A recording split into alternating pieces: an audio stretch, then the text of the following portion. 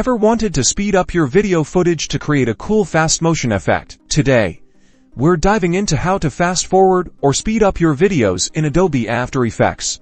First, import your video clip into After Effects and drag it onto a new composition. This will create your timeline and set the length of the composition based on your footage. Next, select the video clip layer in your timeline, then go to the layer menu at the top, select time, and then choose time remapping. This is your master key to controlling speed. Now your timeline shows two keyframes on your clips layer. These represent the beginning and ending of your video. To speed up the footage, you'll manipulate these keyframes to make the duration of your video shorter.